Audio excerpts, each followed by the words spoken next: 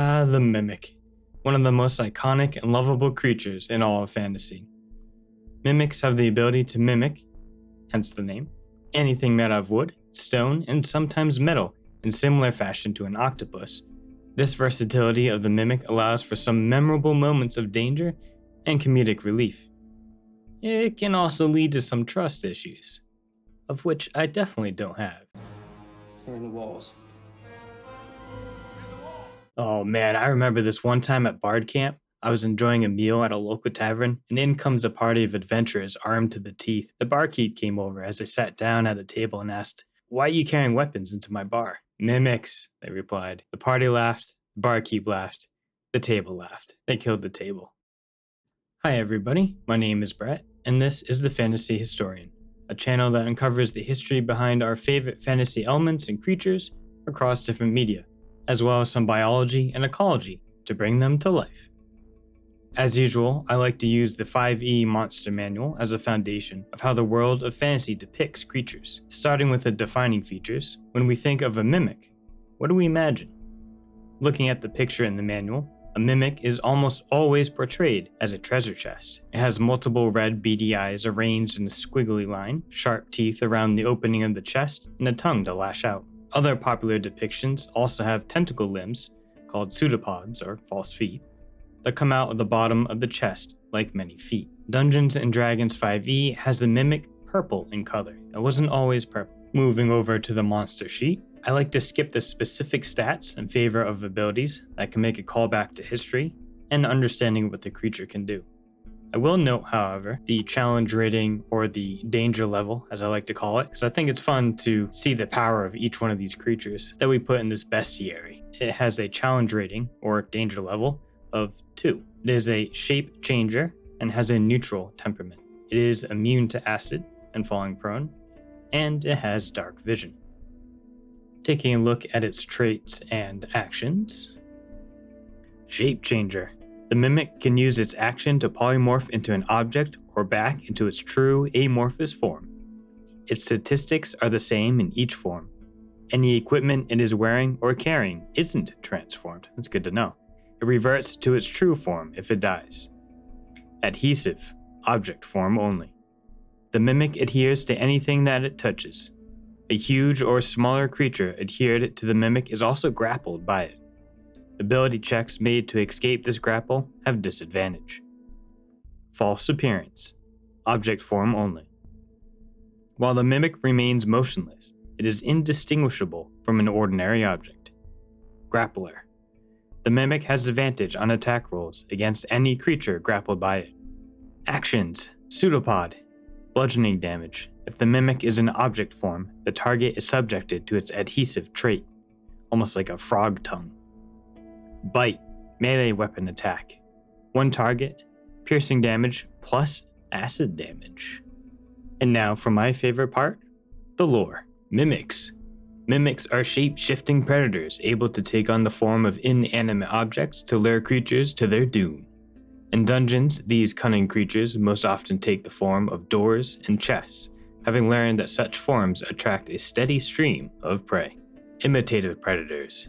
Mimics can alter their outward texture to resemble wood, stone, and other basic materials, and they have evolved to assume the appearance of objects that other creatures are likely to come into contact with.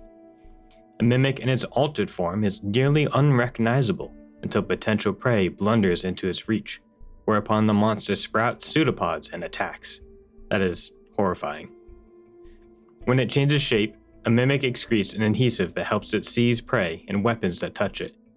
The adhesive is absorbed when the mimic assumes its amorphous form, and on parts the mimic uses to move itself. Cunning hunters. Mimics live and hunt alone, though they occasionally share their feeding grounds with other creatures. Although most mimics have only predatory intelligence, a rare few evolve greater cunning and the ability to carry on simple conversations in common or undercommon. Such mimics might allow safe passage through their domains or provide useful information in exchange for food. I'm right there with you on that one. With that as our foundation, now we can look a little bit deeper and answer some questions we might have. Is it inspired by myth or legend? What does it look like when not in mimic form? And my favorite, can you befriend one? The Mimic is a D&D original created by Gary Gygax to perform a function rather than specifically as a lore piece. Because of this, the lore is very limited and speculative. It is said that the Mimic was created by one particularly powerful wizard to guard his possessions from others. Others say Mimics found it beneficial to have a symbiotic relationship with wizards and strong creatures like dragons. The Lich Thessalar claims to have created the Mimic alongside the Troll, Grick, Rust Monster, Owlbear, and other creatures, though these claims may be false. The campaign notes for Eberron credit the Delkir Kirzin as the creator of the Mimic. The function is where the Mimic really shines. Gary Gygax wanted to create something that kept players on their toes, and more specifically, from opening treasure chests right away. Out of context, this may seem odd, but in the first edition of Dungeons & Dragons, opening a treasure chest gave you 1 XP per gold found. Players would run around the enemies just to get quick experience from opening a treasure chest right away. Second edition had this as an option, and third edition tossed this rule out. This is why the most iconic form of a Mimic is that of a treasure chest.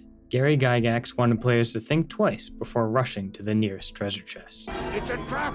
The Mimic found its way to the very first monster manual, alongside 349 other creatures. It is very important to mention here that Mimics can only mimic objects, not living organisms. Don't worry though, we have a creature for that. Doppelgangers pick up the slack of Mimics and will stab you in the back just when you need it most. This doesn't make a Mimic a magical item though. Mimics are actual organisms, whereas magical items are items imbued with magical power that can grant abilities to the player and are more rare and powerful than regular items. Sentient items are closer to Mimics, but are still not creatures that need to eat. The rare Metal Mimic can create its own magical light, imitating these powerful magical items to get in reach of its snack.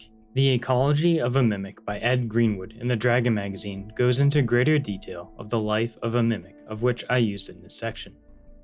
There are 4 different species of the Mimic: Common, Killer, Metal, and Horde.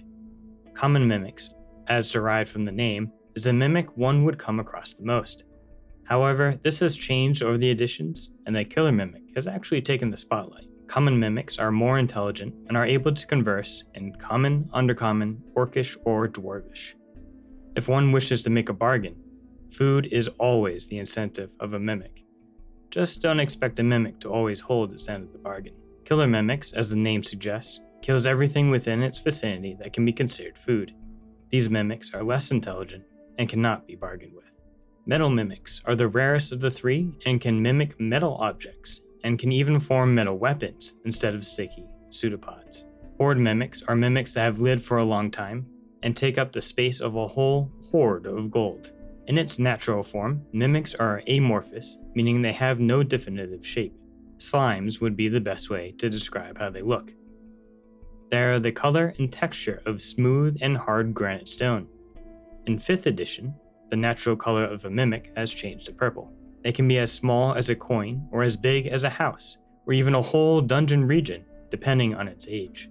The 3rd edition adds that on average, a Mimic weighs 4,500 pounds, or 2,041 kilograms.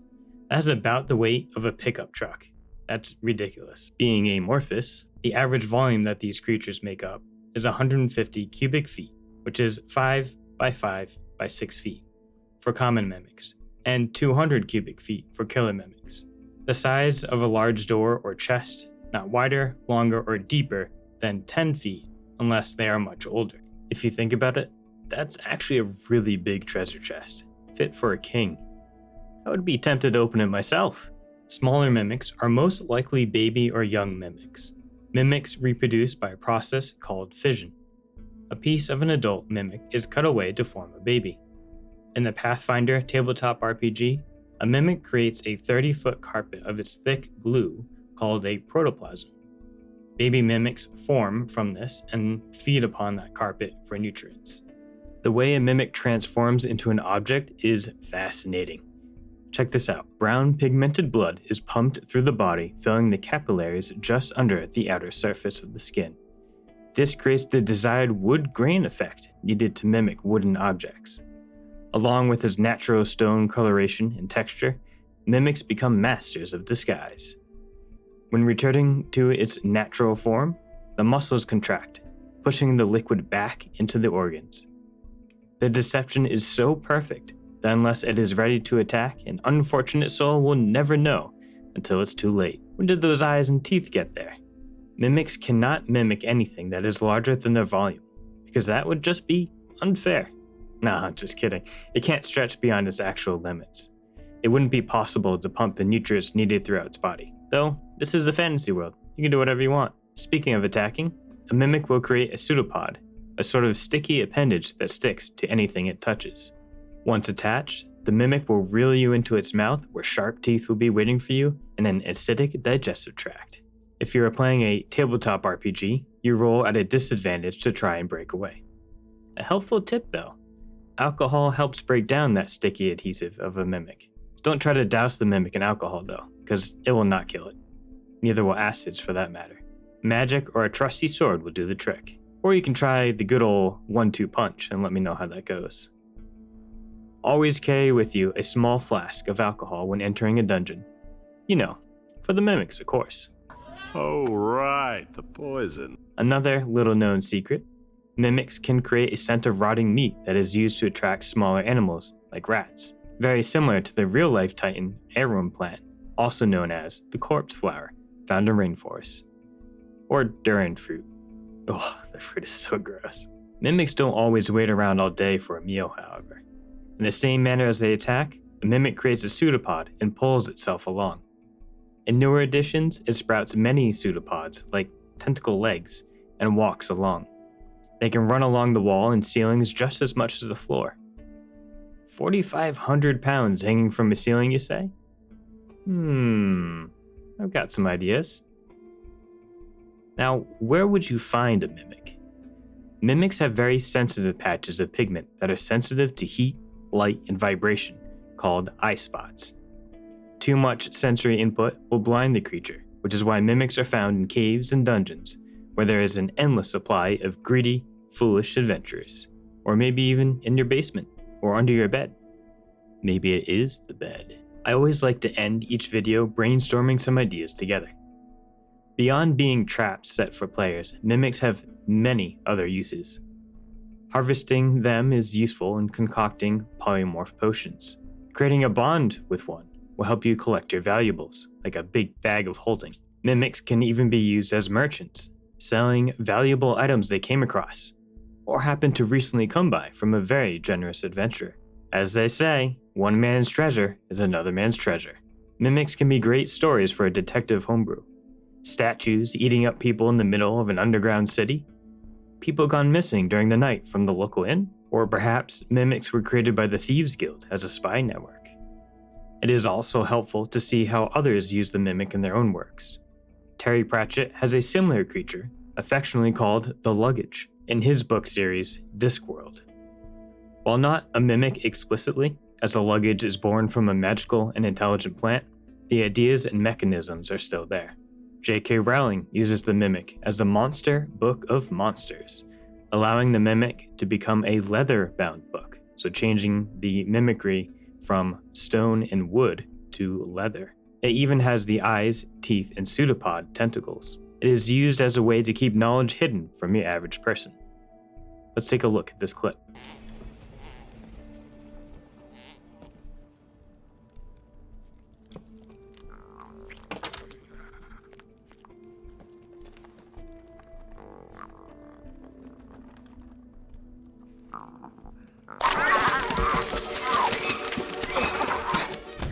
The mimic has been used extensively as a running joke in many different media, including a recent anime called Freerun, where the main character refuses to believe every chest is a mimic. You will also find mimics in Dark Souls, Elden Ring, Baldur's Gate series, Final Fantasy, Persona, Enter the Gungeon, Adventure Time, Mimic Cuties in Kid Icarus, Mimog in Palworld, and Gimmighoul in Pokémon, and so many more.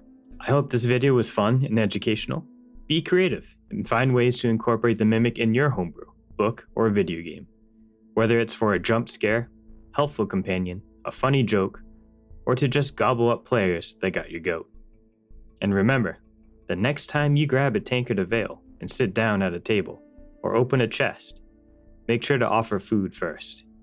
Others may look at you weird, but the joke is on them, especially if there are at least 2 of them, as a mimic has a daily meal of 2 human-sized portions a day. Have fun, everybody, and I will see you all in the next one.